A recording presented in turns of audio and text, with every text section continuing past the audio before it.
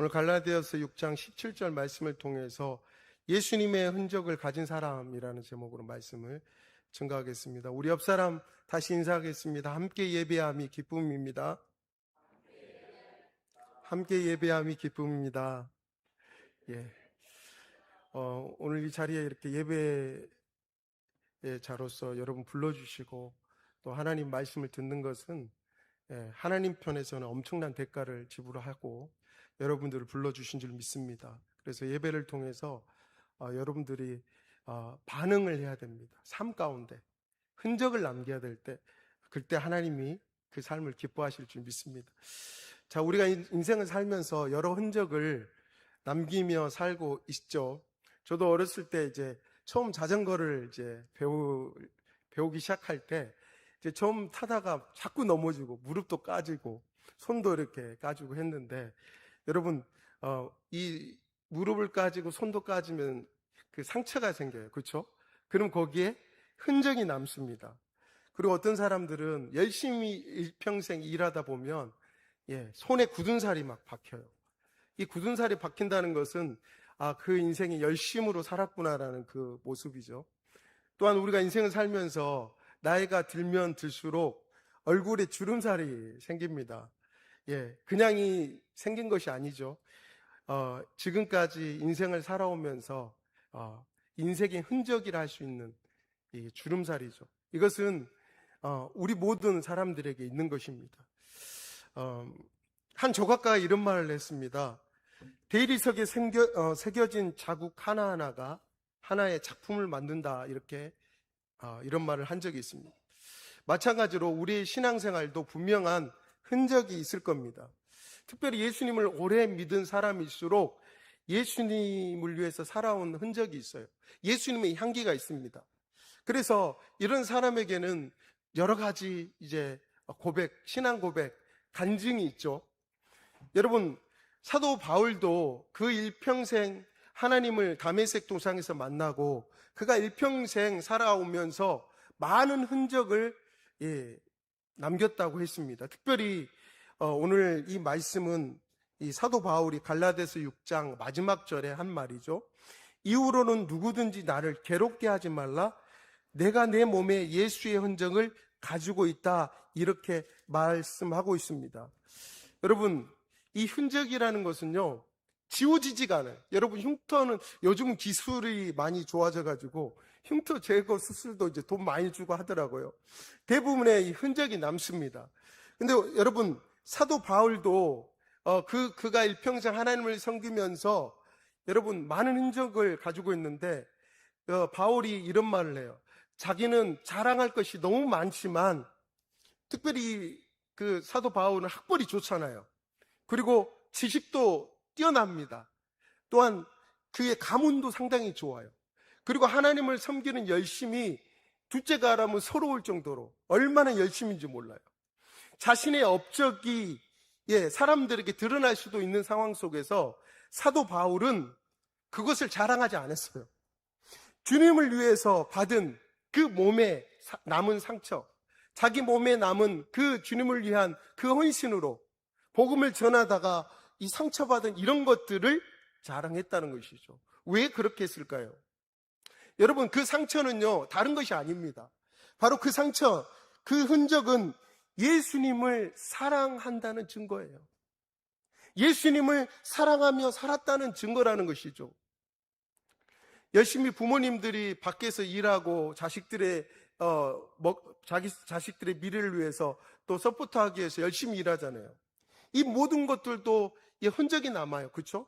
그 부모님들이 그 자식을 위해 헌신했다는 것들이 다 남는 것처럼 오늘 우리의 신앙생활도 그렇게 예수님의 향기가, 또한 예수님의 흔적이 분명히 남는다는 것입니다.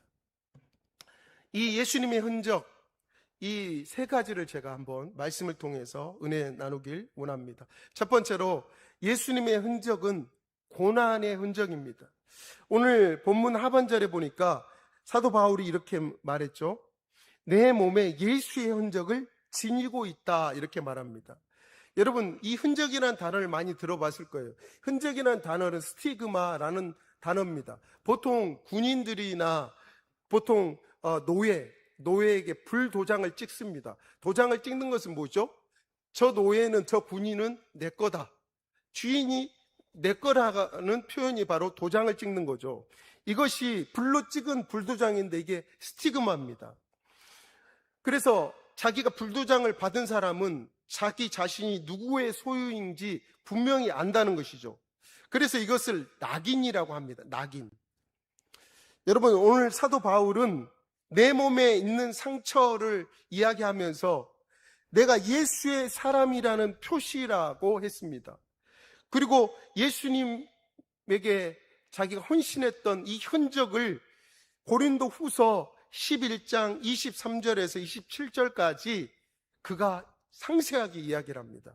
23절 중반절을 보게 돼 우리 한번 자막 띄워주세요. 우리 다 같이 읽어보겠습니다. 시작. 내가 수고를 넘치도록 하고 옥에 갇히기도 더 많이 하고 매도 수없이 맞고 여러 번 죽을 뻔하였으니 유대인들에게 40에서 하나 감한 매를 5번 맞았으며 3번 태장으로 맞고 1번 돌로 맞고 3번 파선하고 1주야를 깊은 바다에서 지냈으며 여러 번 여행하면서 강의 위험, 강도의 위험과 동족의 위험과 이방의 위험과 시내의 위험과 광야의 위험과 바다의 위험과 거짓 형제 중에 위험을 당하고 또 수고하며 애쓰고 여러 번 자지 못하고 줄이며 목마르고 여러 번 굶고 춥고 헐벗었노라.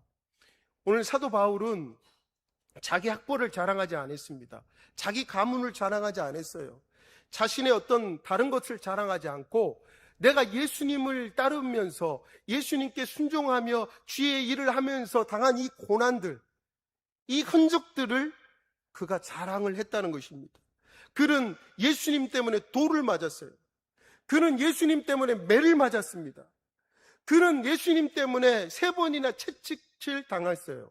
여러분, 40에 하나 감한 매는 39대잖아요. 40대를 넘으면 사람이 죽을 수도 있기 때문에 40에 하나 감한 매를 때린다고 합니다.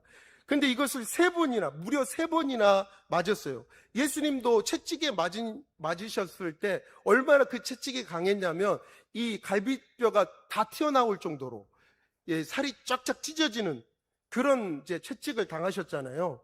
또한 사도 바울은 예수님 때문에 감옥에 갇혔습니다. 또한 굶주림과 추위를 경험했어요.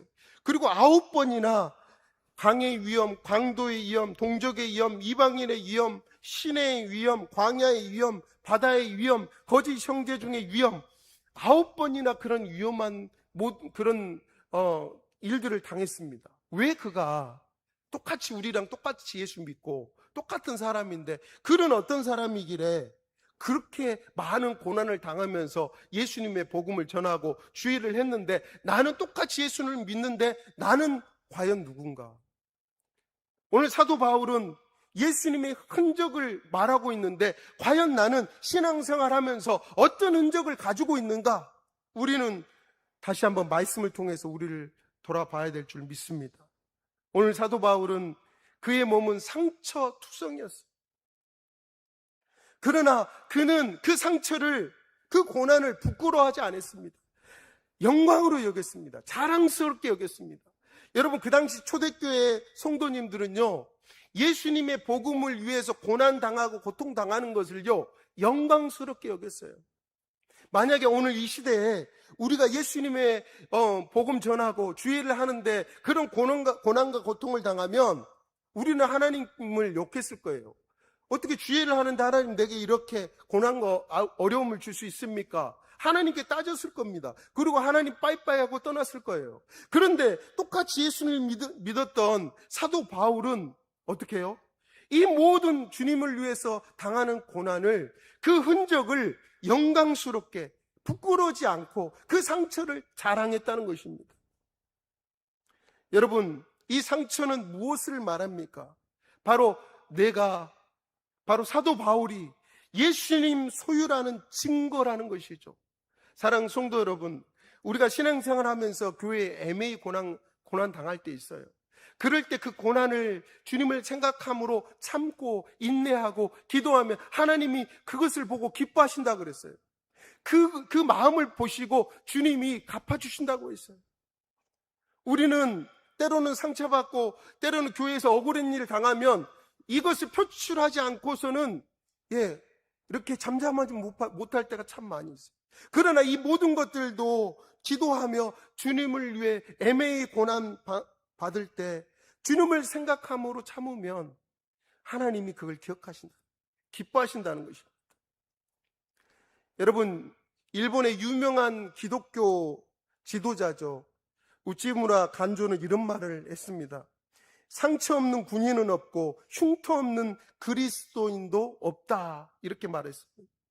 여러분, 예수님을 따르는 길은 반드시 희생이 있다는 거예요. 특별히 남편이 예수 믿지 않거나 아내가 예수 믿지 않는, 부모님이 예수 믿지 않는 집안의 자녀들이 예수 믿으면 얼마나 많은 핍박이 있는지 모릅니다. 지금은 시대가 많이 달라져가지고 그렇게 많은 핍박이 있는지 없는지 모르겠지만 그때만 해도, 옛날만 해도 얼마나 많은 핍박이 있는지 몰라요.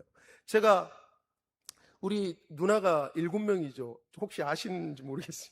제가 8번째고 제 동생이 9번째인데 제가 말씀드린 적이 없는 것 같은데, 집안이 이제 장손 집안이다 보니까 그 당시에 장손 집안은 아들을 낳아야 이렇게 대를 잇는다, 이런 사상이 있잖아요, 유교적인. 그래서 우리 어머니가 14년 동안을 2년마다 임신을 해서 7명의 누나를 낳고 제가 8번째 나왔는데 그러다 보니까 이제 참 이렇게 귀하게 이렇게 사랑을 받고 했는데, 여러분, 그 중에 이제 셋째 누나가 신앙이 너무 좋았어요. 너무도 좋은 신앙을 가지고 있는데 그 누나가 믿지 않는 남편을 만난 거예요. 그리고 결혼을 했어요. 처음에는 그 매형이 참 유순했어요. 근데 술만 먹으면 개가 되는 거예요. 죄송합니다. 술만 먹으면 이게 이상하게 변해요. 사람이 정상이 아니에요. 그래서 교회 가는 거를 그렇게 핍박하고 그렇게 이렇게 교회 가지 말라고 하고, 특별히 믿지 않는 사람은 그렇잖아요. 교회에 하나님 앞에 예물 드리는 거 이해 못해요. 11조 하는 거, 감사하는 거, 주일헌금 하는 거 전혀 이해할 수 없습니다. 그래서 믿지 않는 사람과 결혼하면 그때부터 고난이 시작인데, 그때 믿음 주었던 누나가 순수하게 이 사람 예수 믿게 하면 되겠다는 그런 마음으로, 사실 그 매형도 불쌍한 사람이잖아요. 그렇죠? 구원 받아야 될 사람인데, 사실 이 구원이라는 것도 우리 힘으로 할 수 있는 거 아니잖아요. 하나님이 택한 백성이 아니면 그 사람 구원 받을 수도 없어요, 사실. 그런데 우리가 하나님보다 앞서서 저 사람 내가 예수 믿게 해야지, 저 착한 사람 예수 믿게 꼭 내가 결혼해서 그 사람 예수 믿게 할 거야, 이런 열심으로 결혼을 했는데 어떻게 됐습니까? 계속 핍박이 오는 거예요. 그래서 그때부터 누나가 그렇게 막 고통당하면서 신앙생활을 그렇게 열심히 했는데 젊은 나이에 소천을 했어요. 제가 그걸 보면서 그런 생각이에요. 예수님 믿는 것은 이게 희생하지 않고서는 도저히 안 되는데, 이 희생이라는 것은 반드시 그 인생을 다해서 희생할 수도 있고 자기가 죽기까지 희생할 수도 있겠구나. 끝내는 제가 전도도 하고 했는데, 지금은 이제 경기도 오산에 살기 때문에 지금 떨어져 있지만, 어쨌든 그렇게 희생하고 또 희생을 했어요. 그런데 그 희생은 예수 믿는 사람이라는 것은 당연히 해야 될 일이라는 것입니다. 왜 그래요? 예수님이 우리를 위해서 희생했기 때문에. 근데 오늘날 교회에서는요, 희생하려고 하지 않습니다. 주님을 위해서 뭔가 하려고 잘 안 해요. 뭐든지 편하려고 합니다. 그리고 교회에 어떤 무슨 문제가 있거나 교회에 할 일이 있으면 자기가 먼저 앞서서 일을 하려고 하지 않는 거죠. 희생하려고 하지 않는 것입니다. 여러분, 오늘날 우리의 신앙과 그때 신앙이 왜 이처럼 다를까요? 여러분, 때로는 우리가 신앙을 지키기 위해서는요, 손해 볼 때가 분명히 있습니다. 교회 때문에 오해받을 때도 분명히 있어요. 우리가 신앙생활 하면서 기도할 때 눈물을 흘리지 않는 기도, 그 해보지 않은 사람은 없을 겁니다. 다 해보셨을 거예요. 저도 기도하면서 많은 눈물도 흘려봤습니다. 이것은 무엇을 의미합니까? 바로 주님을 믿는 사람들의 바로 예수님 믿는 흔적이라는 것이죠. 예수님을 내가 진실로 믿는다면 눈물을 흘릴 수밖에 없어요. 또한 이 땅에 살면서 주님의 일을 하면서 희생할 수밖에 없다는 것입니다. 이걸 당연시 여겨야 돼요. 우리는 그것을 이 땅에서 보상받으려고 해서는 안 됩니다. 우리의 보상은 바로 천국에서 하나님이 보상하시는 줄 믿습니다. 그래서요, 순교자의 자녀들은 하나님이 얼마나 복을 많이 주는지 몰라요. 제가 학교 다닐 때 부모님이 순교자였는데 그 자식들이 얼마나 많은 복을 받은지 그것을 제가 그때 신학교 다니면서 그걸 봤습니다. 여러분, 분명한 사실은 하나님은요, 그냥 우리 인간처럼 그냥 한 귀로 뚫고 흘러버리는 분이 아니에요. 그냥 먹고 입 닦는 분이 아니십니다. 분명히 하나님을 위해서 헌신하고 희생한 분들에게는 분명히 대가 지불하시고 하나님이 뭐라 그랬습니까? 갚아주십니다. 여러분, 잠언서에 보게 되면요, 겸손과 여호와를 경외함에 하나님 보상이 있대요. 바로 이 보상은 재물과 영광과 생명이라 그랬습니다. 정말 주님을 위해서 주님을 경외하는 마음으로 겸손하게 주님을 잘 섬기고 희생하는 삶을 사는 사람들에게는 물질도 주시고 건강도 주시고 또 생명까지 하나님이 주신다고 약속하신 줄 믿습니다. 여러분, 이 모든 것은요, 예수님의 흔적이에요.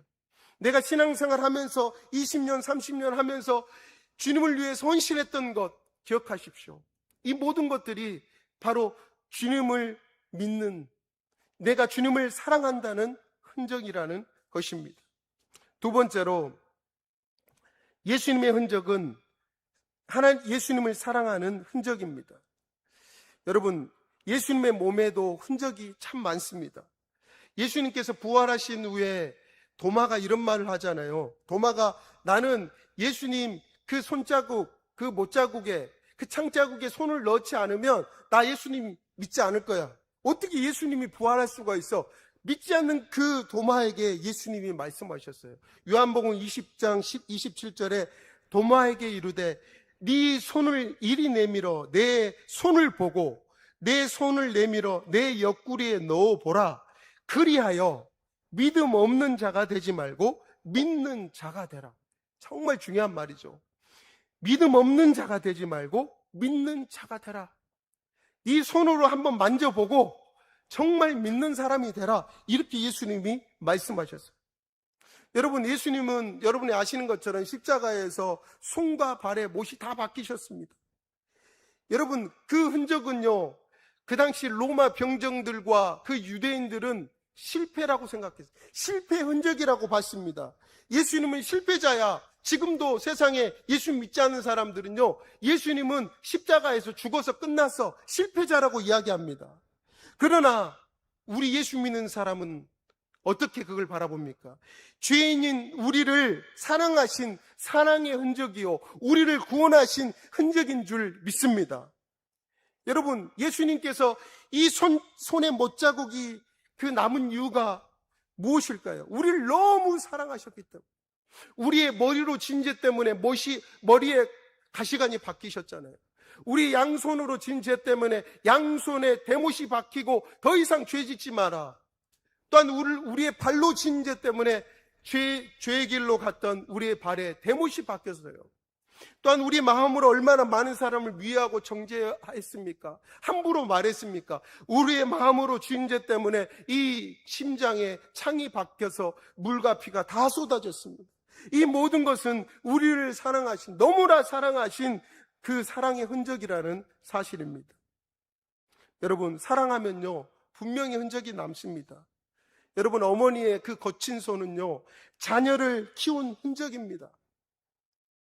또한 아버지의 굽은 어깨는 무엇을 말합니까? 가족을 위해서 헌신한 바로 그 살아온 흔적이라는 것이죠. 예수님의 십자가 상처도 바로 우리를 향한 가슴 시린 그 사랑의 흔적이라는 것입니다.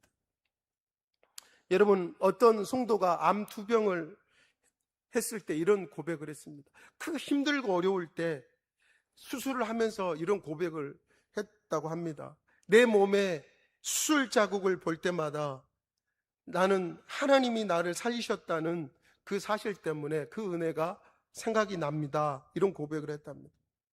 하나님이 나를 살려주셨어요. 그 암 투병했을 때 그 수술 가운데 죽을 수밖에 없는 그 상황 속에서도 하나님이 내 생명을 연장시켜서 살려주셨대요. 그래서 그 흉터를 볼 때마다, 흔적을 볼 때마다 아, 나를 하나님이 살려주셨구나, 그 은혜를 생각한다고 합니다.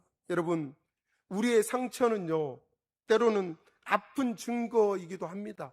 고통일 수도 있어요. 그러나 예수님을 믿는 우리는 그 상처, 그 흔적을 어떻게 받아들여야 되느냐? 하나님의 은혜의 증거로 받아들여야 될 줄 믿습니다. 여러분, 우리가 때로는 상처받았다, 때로는 고통받았다, 이 고통, 이 흔적만을 보고 하면 마음이 상하죠. 그러나 그 흔적 뒤에 있는 그 하나님을 기억하십시오. 그 하나님을 생각하십시오. 그럴 때 우리는요, 그 상처와 흔적을 영광스럽게 여길 수 있다는 것입니다. 우리의 눈물이요, 우리의 기도, 우리의 희생도 마찬가지입니다. 바로 주님을 위해서, 하나님의 교회를 위해서, 하나님의 나라를 위해서 우리가 흘린 눈물과 기도와 희생은요, 결코 헛되지 않는다는 사실이에요. 여러분, 우리가 신앙생활 할 때 우리도 마찬가지입니다. 아까 제가 서두에 말씀드렸죠. 사도 바울은 예수님을 믿고 헌신하고 또 주님을 복음을 위해서 이렇게 많은 상처와 흔적을 자랑했다고 했는데, 과연 나는 주님을 사랑한다는 그 증표, 흔적이 있는가? 나는 정말 주님을 사랑하면서 진정으로 희생하려고 그랬고, 진정으로 주님을 위해서 이렇게 눈물을 흘리고 교회를 위해서, 주님을 위해서 살고 있는가? 여러분, 오늘날 우리의 바로 사랑의 흔적이 무엇일까요? 그것은 바로 서로를 용서하는 흔적이어야 돼요. 여러분, 주님은 우리를 용서해 주셨어요. 우리는 용서받지 못할 자들이잖아요. 그러나 우리를 용서해 주셨어요. 우리는 그러므로 서로 용서해 줘야 됩니다. 용서의 흔적이 있어야 돼요. 또한 서로를 섬기는 흔적이 있어야 됩니다. 신앙 좋은 분들은 신앙 약한 분들을 권면하고 일으켜 세워줘야 돼요. 어떤 분들은 그래요. 오랫동안 신앙생활 하는데 새로운 분들이 오면 그 사람들 별로 관심이 없어 합니다. 여러분, 이것은요, 섬김이 아닙니다. 여러분, 먼저 예수 믿는 사람들은, 신앙 좋은 분들은 믿음 연약한 자들을 권면하고 세워줘야 돼요. 이게 바로 섬김의 흔적이라고 할 수 있어요. 그럴 때 교회가 건강하게 세워진다는 것입니다. 그래서 믿음이 연약한 자를 돌아보고 그를 위해서 기도해주고 권면해주고 믿음으로 신앙생활 잘 할 수 있도록 섬겨줄 때 교회가 건강한 교회로 세워진다는 것입니다. 그러니까 우리 삶 가운데 주님이 이 땅에 오신 목적이 무엇입니까? 영혼을 구원하시려고 전도하고자 오셨다고 예수님이 말씀하셨어요. 우리 삶 가운데 전도한 흔적이 있어야 돼요. 나 외에 다른 사람, 하나님께서 우리를 구원하신 것, 나를 구원하신 것은 나 외에 다른 사람을 구원하라고 하나님이 먼저 우리를 불러주신 줄 믿습니다. 그렇기 때문에 우리는 나 아닌 다른 사람을 올 한 해 꼭 한 명씩 데리고 와야 돼요. 오늘 우리 교회가 100여 명 되는데 100명이 한 명만 전도하면요 200명이에요. 올 한 해 딱 한 명만 기도하고, 올 한 해 하나님 둘도 아니고 셋도 아니고 한 명만 내가 전도하겠습니다. 계속 내 주변에 전도할 사람을 보고 그 사람의 이름을 불러가면서 기도하면서 하나님 앞에 계속 기도하는 거예요. 마음에 사인을 줄 때까지. 그리고 그 사람과 좋은 관계를 맺고 그 사람에게 또 사랑을 베풀고, 그렇게 하면 반드시 그 사람의 마음이 이렇게 감동을 받는다는 거예요. 누구의 역사요? 하나님의 역사로. 우리가 기도할 때 성령 하나님이 그 마음을 바꾸셔요. 여러분 믿으십니까? 전도는 그래서 우리가 하는 게 아니에요. 우리 안에 성령님께서 하시는 것인 줄 믿습니다. 그래서 사도행전이 성령 행전이에요. 성령님이 우리 믿는 사람을 통해서 일하셨다는 그 역사를 쓴 게 바로 사도행전이잖아요. 또한 이런 전도한 흔적이 있어야 돼요. 또한 어떻습니까? 우리는 어떤 흔적이 있습니까? 바로 예수님은 우리를 사랑으로 안아주셨잖아요. 그래서 정말 서로 사랑하는 흔적들이 좀 있어야 돼요. 여러분, 사랑은요, 아까도 말씀드렸지만 희생 없이는 절대 사랑할 수 없어요. 그래서 부부에서도 마찬가지입니다. 결혼을 하는 이유가 목적이 잘못되면요, 이 행복하지 않잖아요. 결혼 생활이. 내가 그 사람을 위해서 희생하려고 결혼했다면 행복할 수 있어요. 그러나 반대로 내가 그 사람에게 보상받으려고, 그 사람에게 뭔가 얻으려고 결혼하면 그때부터 고통이 시작됩니다. 여러분, 마지막 세 번째로 예수님의 흔적은 따르겠습니다. 주님의 소유라는 증거입니다. 고대에는 노예의 몸에 주인의 표를 새긴다고 했습니다. 사도 바울은요, 내 몸의 상처는 내가 예수님의 종이라는 표시라고 했어요. 여러분, 세상은요, 어떻게 말합니까? 성공을 자랑해요. 성공의 흔적을 자랑합니다. 야, 너 세상에 돈 많이 벌었구나. 너 성공했네. 야, 저 높은 자리에 올라갔으니, 야, 너 정말 성공했구나. 너 아파트 몇 평에 사니? 차는 무슨 차 타? 막 이렇게 자기의 성공을 자랑하죠. 세상에 얼마나 많이 가졌느냐, 얼마나 많이 세상에서 누리느냐, 이것을 말하는 게 세상입니다. 그러나 오늘 예수님은 그렇게 말씀하고 있잖아요. 세상에서는 높이 올라가는 것을 자랑하지만 하나님의 나라의 방식은 우리가 얼마나 낮아졌느냐예요. 반대입니다. 이게 그래서 좀 힘들어요. 여러분, 사도 바울은 이 세상에서 바로 자기가 그 사도 바울이 신앙생활하고 주일을 감당할 때 나는 예수님의 사람이라, 나는 예수님의 사람입니다, 그 흔적을요 가는 곳곳마다 자랑을 했어요. 다시 말해서 예수님 소유라는 그 증거를 보여줬습니다. 여러분, 우리도 마찬가지예요. 우리가 세상 속에 직장 생활을 하고 사업을 하고 할 때요, 우리가 우리 신앙을 그 사람들에게 밝히지 않으면요, 신앙 지키기가 정말 어렵습니다. 그래서 사도 바울은 가는 곳곳마다 자신이 예수님의 종이라는 것을 이야기했던 것처럼 우리가 예수 믿을 때 직장 생활에도 마찬가지입니다. 저도 직장 생활 좀 해봤습니다. 또 하이닉스에서도 반도체 거기서도 일하고 해봤는데, 자기가 예수 믿는 사람이라는 것을 확실히 밝히지 않으면 술자리나 이런 음식 회식 자리 가면요, 유혹에 넘어질 수 있어요. 여러분, 자신이 예수 믿는 사람이라는 것을 확실히 밝혀야, 나는 예수님 믿기 때문에 저는 술을 먹지 않습니다, 내 신앙 때문에 그러지 않습니다, 차라리 음료수를 따라 주십시오. 저도 군대에서 그런 유혹이 있었어요. 제가 군중인데도 불구하고 대대장이 술을 따라주는, 전 이제 부대에 술을 따라주는 거예요. 이건 다 받아야 됩니다. 이 군대는요, 위에서 말하면 그대로 복종해야 되는데, 저는 술 대신 음료수를 따라 주십시오. 저도 어떤 용기가 나오는지 모르겠지만 자기가 예수 믿는 사람이라는 걸 확실히 밝힐 때 이렇게 살 수 있다는 것입니다. 사업하는 사람도 마찬가지예요. 그럴 때 내가 정직하게 사업을 할 수 있는 거죠. 여러분, 쉽지 않겠지만 그럴 때 하나님이 기뻐하신다는 것입니다. 여러분, 초대교회 성도들이 박해를 피해서 여러분 아시는 카타콤이라는 곳에 이 지하 무덤에서 많이 숨어서 예배를 드렸습니다. 근데 그곳에는 그 벽에 어떤 그림이 있었냐면 물고기 그림이 있었어요.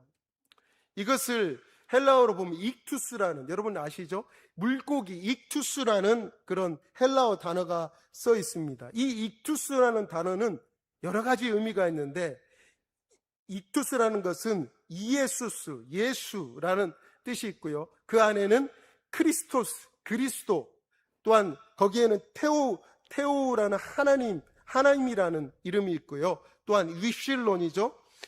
바로 휘오스, 하나님의 아들이죠. 또 소테르, 구원자라는 뜻이 있습니다.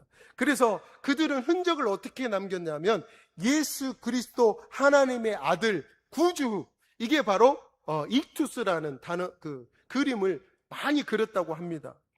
여러분, 그들은 우리하고 달리 예수 믿는 것은 목숨 걸고 예수 믿어야 됩니다. 바로 그들은 예수님을 자기가 믿는다는 흔적을 무엇을 남겼습니까?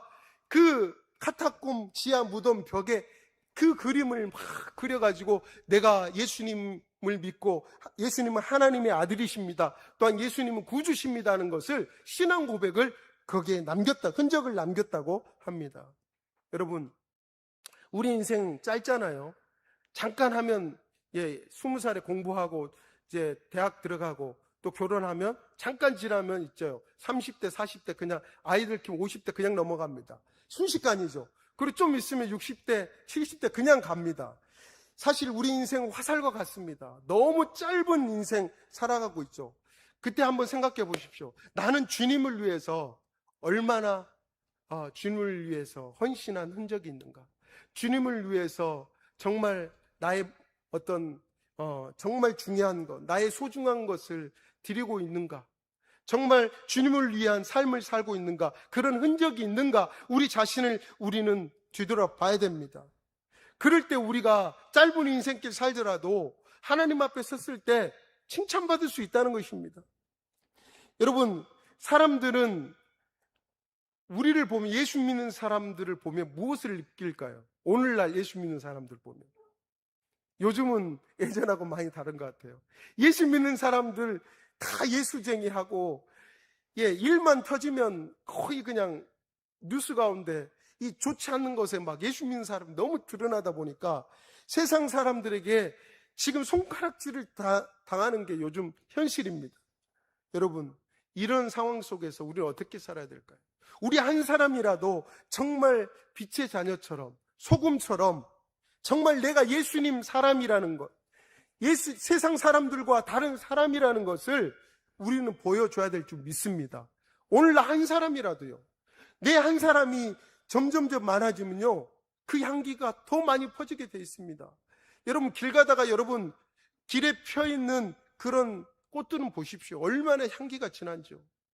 그 작은 꽃이 향기가 정말 만발합니다. 여러분, 우리 예수님은요, 우리에게 말씀합니다. 너희가 말보다 삶에서 그 흔적을 보여주기 원한다. 오늘 우리 주님이 말씀하고 있다는 것입니다. 결론의 말씀입니다. 우리는 다 언젠가 하나님 앞에 서는 날이 분명히 있습니다. 그럴 때 하나님께서 우리에게 분명히 물어보실 겁니다. 너는 내 아들을 위해서 어떤 흔적을 남겼느냐? 나는 내 아들을 너희를 위해서 줬는데, 너희의 죗값을 위해서 그 목숨을 줬는데, 너는 그 목숨을 받고 너희가 생명을 얻고 구원을 받고 이 땅에서 어떤 흔적을 남겼느냐? 주님을 위해서 어떤 삶을 살았느냐? 분명히 물어보실 날이 있습니다. 여러분, 예수님의 흔적은 거창한 것이 아닙니다. 우리가 교회를 위해서 안타까운 심정으로 눈물로 기도할 때 이게 눈물의 흔적입니다. 또한 한 영혼을 향한 그 구원을 위해서 기도할 때 이것이 바로 영혼을 향한 흔적이에요.